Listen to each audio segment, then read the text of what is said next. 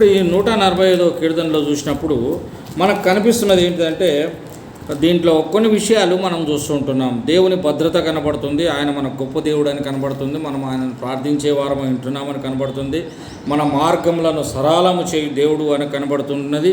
అంత మాత్రమే కాకుండా ప్రత్యేకంగా ఆయనను స్తుతించే విధానం కూడా దీంట్లో కనిపిస్తూ ఉన్నది. యెహోవా దుష్టుల చేతిలో నుండి నన్ను విడిపింపుము అంటే ఆయన యొక్క గొప్పతనం, మన భద్రత ఏ విధంగా ఉన్నది అనేది దీంట్లో చూపిస్తున్నాడు. దుష్టుల చేతిలో నుండి మమ్మల్ని విడిపించాలి అని దావీదు దేవుడి దగ్గర ప్రార్థన చేస్తూ ఉంటున్నాడు.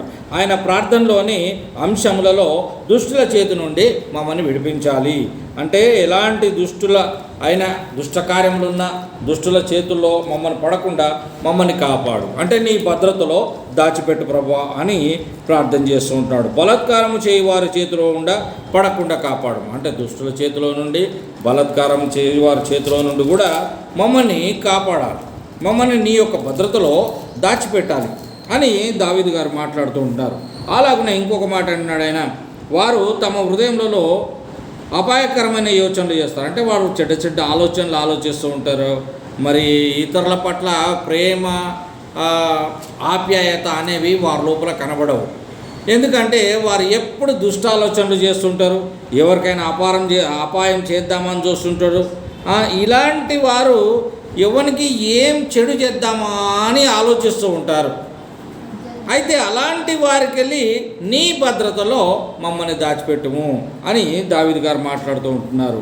వారు నిత్యము యుద్ధం రేపు చూస్తున్నారు. ఎలా ఉన్నారంటే దేవునికి దూరంగా ఉంటున్నటువంటి వారు, దేవుని బిడ్డలు కానటువంటి వారు ఎప్పుడు ఎవరికి గొడవలు పెడదామా, ఏ విధంగా వాళ్ళని ఇబ్బందులు పెడదామా అనే ఆలోచనలు ఉంటాయి. వారికి దినమంతా దుష్ట ఆలోచనలే ఉంటాయి.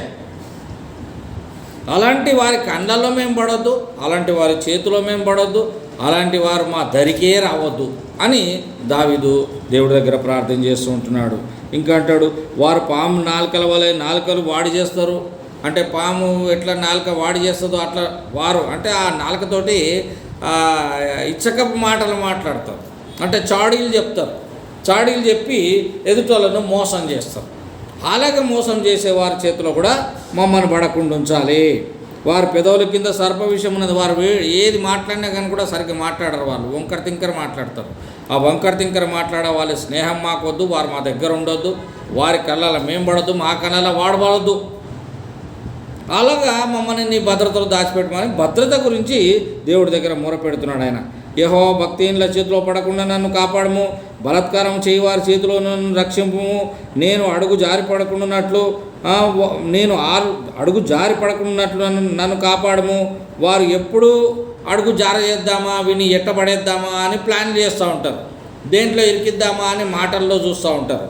అలాంటి వారికి మేము కనబడొద్దు, వారు మాకు కనబడొద్దు. గర్విష్ఠులు నా కొరకు ఉరిని తాలుగా చాటు చేస్తున్నారు అంటే మన కొరకు కొన్ని ప్లాన్లు చేస్తూ ఉంటారు. ఇప్పుడు దేవుని బిడ్డలైనటువంటి వారి కొరకు చాలా అయితే అలాంటి వారి కళ్ళల్లో కానీ అలాంటి వారి దృష్టిలో మేము పడొద్దు. ఈ దృష్టిని ఆలోచనలలో మమ్మల్ని పడకుండా మమ్మల్ని దూరంగా ఉంచు, మమ్మల్ని భద్రంగా కాపాడమంటున్నారు.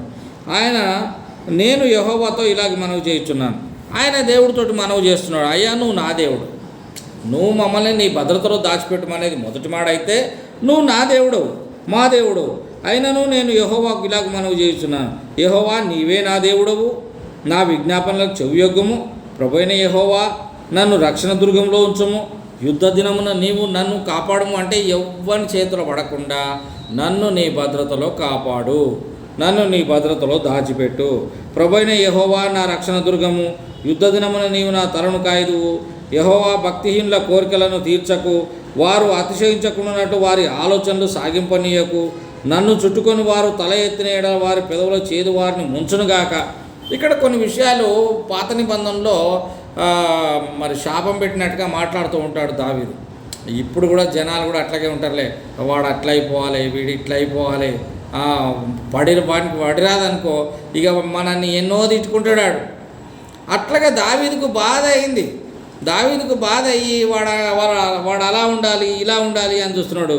నువ్వు నా రక్షణ దుర్గము, వాళ్ళ కోరికలు తీర్చకు, నువ్వు వారి ఆలోచనలను కొనసాగనీయకు, వాళ్ళని తలెత్తనీయకు, వాళ్ళ పెదవుల నుంచి చాడీలు రానియకు అని దేవుడి దగ్గర ప్రార్థన చేస్తూ ఉంటున్నాడు ఆయన.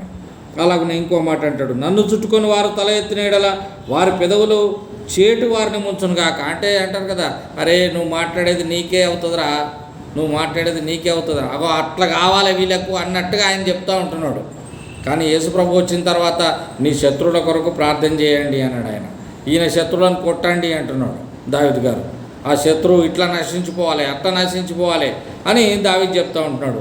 అది యేసుప్రభు వచ్చిన తర్వాత అదంతొద్దు, వాళ్ళ కొరకు ప్రార్థన చేయండి అంటున్నాడు. కనకనలాడు నిప్పులు వారి మీద వేయబడును గాక, వారు తిరిగి లేవకుండానట్లు అగ్నిగుండంలో వారు కూల్చబడుదురు గాక. చూడు ఎట్లా మాట్లాడుతున్నాడు ఇక్కడ దావీదు. అంటే బాధ అయితే వాళ్ళు నిప్పులలో కాలిపోవాలి, వాళ్ళు అగ్నిగుండంలో కాలిపోవాలి వాళ్ళు అంటున్నాడు. అదే యేసయ్య అంటాడు, అరే అగ్నిగుండం కాలిపోవడం అట్లాంటి మాటలు వద్దురా నాయనా, వాళ్ళని ప్రేమించాలి మనము, వాళ్ళని మార్చాలి మనము, వాళ్ళని కూడా మంచోళ్ళని చేయాలి, వాళ్ళని ప్రేమించాలి, వాళ్ళ కొరకు మీరు ప్రార్థన చేయండి అని యేసు ప్రభు చెప్పాడు. అంటే మరి దావీదు ఆ పాత నిబంధనలో ఉన్న ప్రకారంగా కంటికి కన్ను పంటికి పన్ను అన్నట్టుగా ఈయన వాడిని అనుకొట్టాడు కనుక నువ్వు వాడిని కొట్టు ప్రభా అన్నట్టు మాట్లాడుతూ ఉంటున్నాడు. అది కాదు, అది ఇంకేమంటాడు, అగాధ జములలోకి త్రోయబడుతురు కాక. అంటే వాళ్ళు నీళ్ళలో పడిపోవాలి, అగ్నిలో పడిపోవాలి, వారి నెత్తి మీద నిప్పులు పోయాలి, ఇదంతా అంటున్నాడు ఆయన. కొండెంలాడు వారు భూమి మీద స్థిరపండ కుందురుగాక, ఆపత్తు బలత్కారులను తరిమి వారిని పడదోయనుగాక. అంటే వాళ్ళు అసలు నాశనమైపోవాలి అన్నట్టుగా కోరుకుంటున్నాడు ఈయన, నాశనమైపోవాలంటున్నాడు. దరిద్రులకు ఆయన న్యాయం తీర్చిన ఎడల నేను ఎరుగుదును. అయ్యా నువ్వు దరిద్రులకు న్యాయం తీర్చేటోడివి, నువ్వు దీనిలకు న్యాయం తీర్చేటోడివి, మరి మేము బాధపడుతుంటే నువ్వు చూడలేవు, నీ భద్రతలో మమ్మల్ని దాచిపెట్టుకుంటావు కనుక ప్రభువా మరి వారిని మా దరికి రానియకుండా వారిని దూరంగా ఉంచు. నిశ్చయముగా నీతిమంతులు నీ నామమున కృతజ్ఞతలు చెల్లించెదరు, యథార్థవంతులు నీ సన్నిధిని నివసించెదరు. మేము నిత్యము నీకు థ్యాంక్స్ చెప్తాం. అంత మాత్రమే కాకుండా యథార్థవంతులు నీ సన్నిధిలో ఉంటారు, అలాంటి వారికి చోటున్నది అని నీవే సెలవిచ్చినావు కనుక మరి మేము యథార్థంగా ఉంటున్నాం. మేము ఇబ్బందులలో పడకుండా మమ్మల్ని కాపాడు, మేము ఇబ్బందులకు రాకుండా మమ్మల్ని భద్రతలో దాచిపెట్టు అని చెప్తూ ఆయన ఈ కీర్తన గ్రంథంలో ఒక 4-5 విషయాలు మనకు చెప్పాడు. ఇక్కడ ఒకటి, నీ భద్రతలో మమ్మల్ని దాచిపెట్టు ప్రభు అంటున్నాడు. రెండవదిగా నువ్వే నా దేవుడు కనుక నువ్వే నన్ను కాపాడాలి అంటున్నాడు. మూడవదిగా మా ప్రార్థనను తప్పకుండా ఆలకించాలి, మా ప్రార్థనకు సమాధానం ఇవ్వాలి అంటున్నాడు. నాలుగవది మా మార్గములనన్నిటిని సరళం చేసేవాడివి, మా మార్గములను కాపాడు, మేము తప్పు తోవలలో పోకుండా మమ్మల్ని భద్రతలో నడిపించమని ఆయన ప్రార్థిస్తున్నాడు. అంత మాత్రమే కాకుండా ఆయనను స్తుతించడం అనగా యథార్థవంతులు నీ సన్నిధిని నివసించెదరు. అంటే యథార్థవంతులు అనగా నీ యందు నమ్మకం ఉంచినటువంటి వారు, నీ బిడ్డలు నీ రక్తంలో కడగబడినటువంటి వారు నిన్ను స్తుతిస్తారు. అలాగే ఈ ప్రత్యేకమైనటువంటి దినంలో మేమందరం కలిసి నిన్ను స్తుతిస్తూ ఉంటున్నాం అని దావీదు చెప్పినట్టుగా మనం కూడా అలాగూ ప్రభువుని స్తుతించడం